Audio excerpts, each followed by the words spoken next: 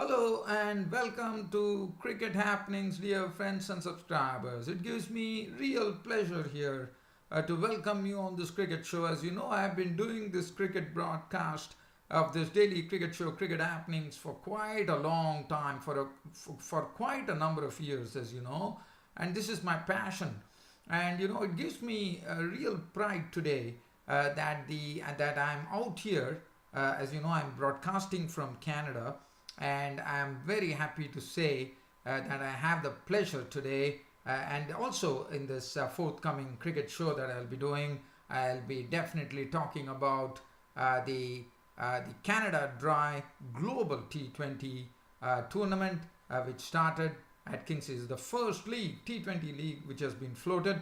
It is an Indian company which has really assisted in this. There has been a few sponsors as well. It is also telecast live here in Canada as well. So that's a great feeling for all the Canadians, all the persons who are in Canada. And it also gives a real boost to cricket in Canada as a whole. And I being a person from Canada, I would love a lot of people to take to cricket in Canada. Now, how that happens, one does not know, because as the president of the Canadian Cricket Board really mentioned, Mr. Saini mentioned that he would like to bring Canada back to the Cricket World Cup. As you know, right now they are not doing well, we all know that, but this particular tournament, I think, is going to really be a big boost to Canadian cricket as a whole. And I'm very, as I said, I get this pride to broadcast from my own studios on this particular match. So as I said, today was the start of the first match, round 1 Global T20. We call it the Canada Dry Global T20 tournament, which started at King City in the Maple Leaf City, as we call it, in Toronto. It's known as a Maple Leaf Northwest Ground, King City, where this first match was being played today. And what a match we had today. Let me tell you, we had a fantastic match where runs really came at a really quick clip, with 31 sixes being hit in this particular T20 tournament. And Anton Devcich was the hero today with his superlative mark, overshadowing a wonderful knock which was played by Evin Lewis for the Vancouver Knights. And as I said, I'm broadcasting this cricket show from Toronto in Canada, and as I said, it gives me great pleasure to bring you the descriptions as to what really happened at Maple Leaf King City today. So let's get on with it, and then once I complete this, I can give you the result. The result is that Vancouver Knights lost the match to the Toronto Nationals by 6 wickets. So it's basically Toronto Nationals winning the match by 6 wickets. I'll talk about this game, and also tomorrow happens to be the final match between Ireland and India. The second T20 match is coming at Malahide in Dublin, Ireland. I'll be just doing a very sneak preview, but more of the concentration would be on Canada. And let's talk about this first match, round 1 Global T20 tournament at King City. So the toss was actually won by the Vancouver Knights, I reckon. No, it was Toronto Nationals who actually won the toss, and they decided that they would insert the Vancouver Knights to bat first. The Vancouver Knights started with Chris Gayle and Evin Lewis at the crease, and Evin Lewis was looking absolute. What could I say? He's a pocket dynamo, according to me. I gave him the name Pocket Dynamo because such is his power of his strokes, such is his timing of his strokes, that the ball really flies very fast, thick and fast. And at the other end, it was Chris Gayle. So they started off with Chris Gayle and Evin Lewis opening the innings. And the opening bowling combination for the Vancouver Knights, for the Toronto Nationals, was Naveed Ahmed and Datta. But I have to say that Naveed Ahmed was really taken for runs, with Lewis pinging boundaries at every minute, and also hitting big sixes of the bowling of Naveed Ahmed. Kesrick Williams bowled with a semblance of respectability, but N. Datta was pretty impressive today. 4 overs, no made, and 226 for him. Kieran Pollard, 4 overs, 1 for 37. Casey Williams 1 for 39. Naveed Ahmed disappeared for 60 runs of his 4 overs, and that was pretty costly. I reckon Naveed Ahmed is from whether he's from Canada or United Arab Emirates, I wouldn't know, but I can say that he was very costly. Kieron Pollard 1 for 37, Nitish Kumar 1 for 20, 1 over which went for 21, and Umair Ghani 3 overs was slapped for 40 runs. As far as the Vancouver Knights batting was concerned, as I said, Chris Gayle and Evin Lewis got the score to 30 in quick time. In 3.1 overs, the score read 30 without loss, and then that was the first time the wicket fell. As I said, Datta was rewarded for his very good bowling. It was a good length delivery just outside the off stump, and there was some real pace in the delivery from Datta, which beat Gayle all ends up. In fact, Gayle actually ended up, beaten by the pace of the ball, and he chipped the ball in the air. And let's anyone can guess who took the catch? It was none other than Stephen Smith returning to cricket here as he took the catch at long off. He's a big draw card, let me tell you, that Stephen Smith. Evin Lewis was there at the crease, and then Walton came in, and Walton was dispatched by Pollard to the pavilion pretty quickly. A short ball outside the off stump. In fact, he wanted to pull the delivery, and the ball got the top edge, and Johnson Charles nicely settled under it as the keeper, and Walton was gone for 8. Caught Charles bowled Pollard for 8 of 11 deliveries with 1 4, and Chris Gayle making 17 of 12 balls with 2 4s and 1 6. Vander Dussen came in, he scored, but at the other end, as I said, Evin Lewis was smashing it all across the park. He was really making the ball fly, and Vander Dussen, he contributed 25 of 19 with 2 4s and 1 6. He wanted to loft Datta, and Datta, as you know, as I said, he was the best bowler today, and he was his catch was taken at deep mid wicket, and Vander Dussen had to go for 25. But and then we saw that Evin Lewis, after the wicket of Vander Dussen in the 14th over, Evin Lewis and Russell were at the crease, and that was really spelling a lot of trouble for the Toronto Nationals bowlers, as from both the ends there was real smacking of boundaries and sixes, and it was really mayhem going on there. Because if you look at it, it was basically, if you look at it, probably they took only 47 deliveries to my reckoning, and in 47 deliveries they passed the 200 mark, so that gives you an inkling of 75 runs being scorched by Evin Lewis and Andre Russell in that period. And then finally Evin Lewis fell when the score was 205 in the 19th over, when in his attempt to actually smash the ball from Casey Williams. It was a good catch taken by Anton Devcich, who came running in, and he took the catch very well. I think he did a good job there. Anton Devcich took a good catch, and Evin Lewis had done immense damage there by smacking 96 of just 55 deliveries, which included 5 4s and 10 glorious 6s. Andre Russell smashed it till such time the Vancouver Knights reached a score of 227 for 4 of their 20 overs, and his contribution was an unbeaten 54 of just 20 deliveries, which had 3 4s and 6 6s embedded in that. Babar Hayat was not out on 8 of 5 balls with 1 6, and looking at the score of 227, it really looked a tall order, even though Toronto Nationals had some very good batsmen in their midst. And let's see how the Toronto Nationals fared and how did they win this particular game. So a chase of 228 to win from 20 overs, they needed a run rate of 11.35. The start was not good. Nizakat Khan was clean bowled by Tim Southee for 6 of 3 balls with 1 6, so he hit the solitary 6, and Nizakat Khan hit a 6 of the very first over from Tim Southee. That really took a lot of pluck, I would say. And then Nizakat Khan was shown the door to the pavilion by Southee, as it was a good comeback delivery from Tim Southee.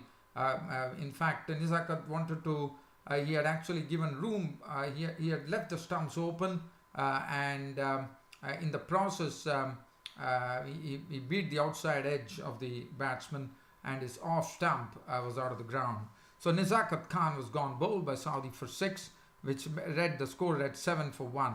Now Johnson Charles and Stephen Smith joined him, and Johnson Charles looked in good nick by hitting 30 of 12 deliveries, which included 4 fours and 2 sixes, and his wicket fell when the Toronto National score was 60 in the 5th over.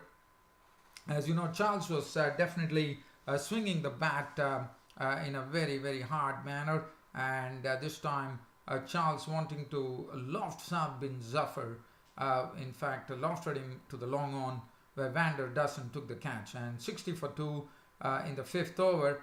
They were still within the run rate, and they were doing a fairly good job. As Stephen Smith, what one saw was that one could really see that rustiness in Stephen Smith, because he has not played cricket for quite a long time after that incident which happened in South Africa, where he and David Warner were banned for 1 year. Stephen Smith, he had a very shaky start. He was not really getting the ball in the middle of the bat.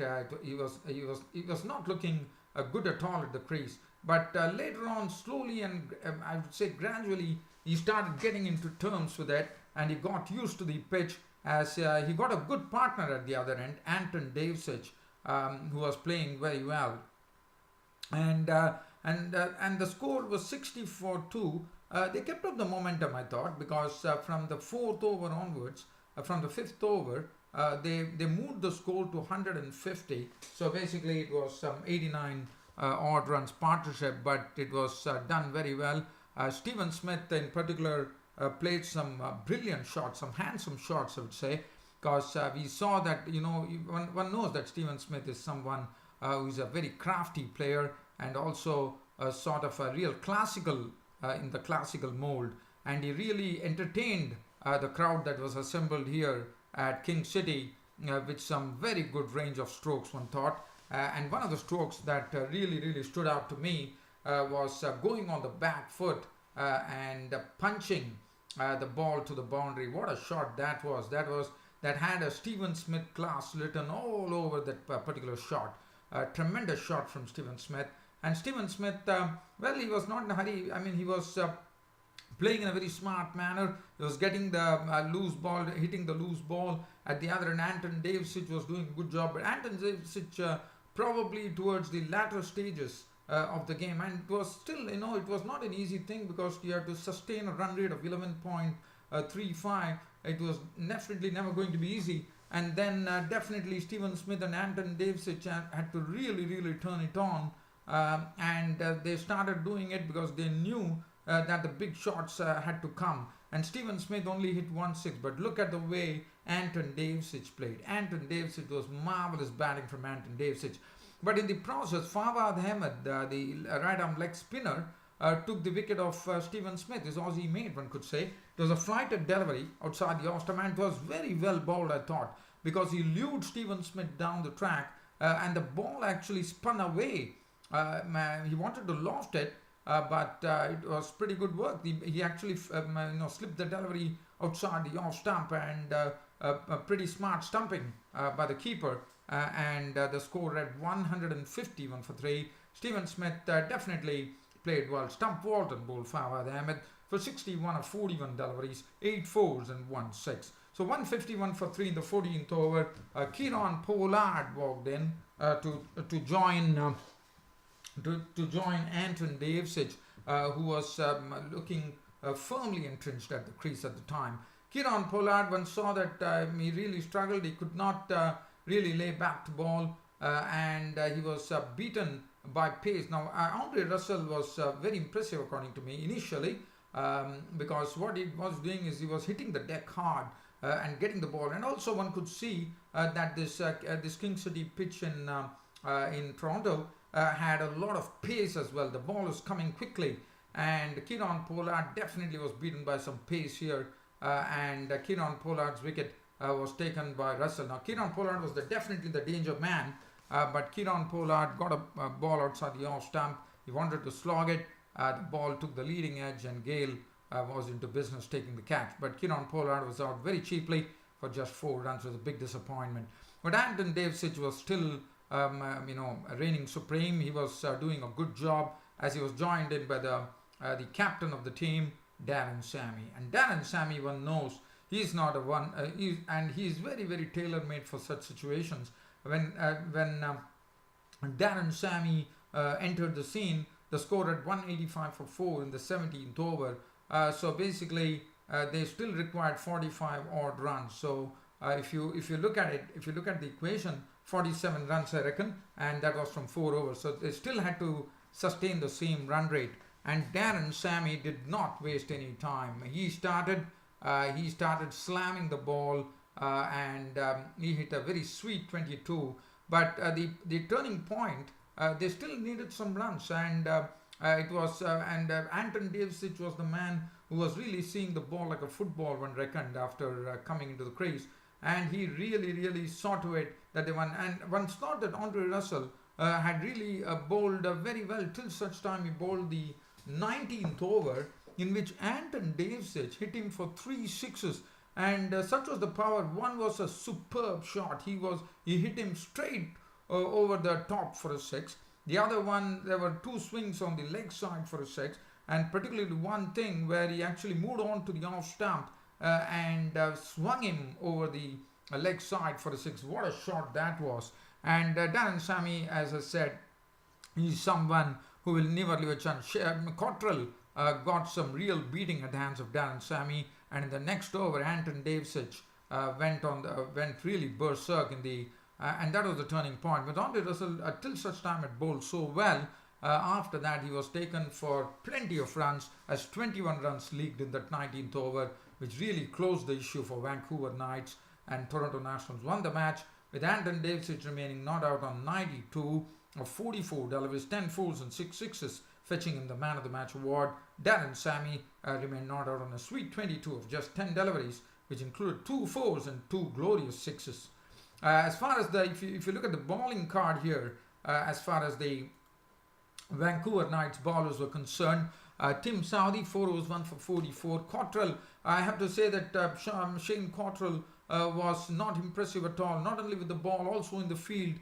He actually had a lot of misfields. He grasped a few catches as well, and that was not good at all. So Cottrell, 4 overs, none for 54.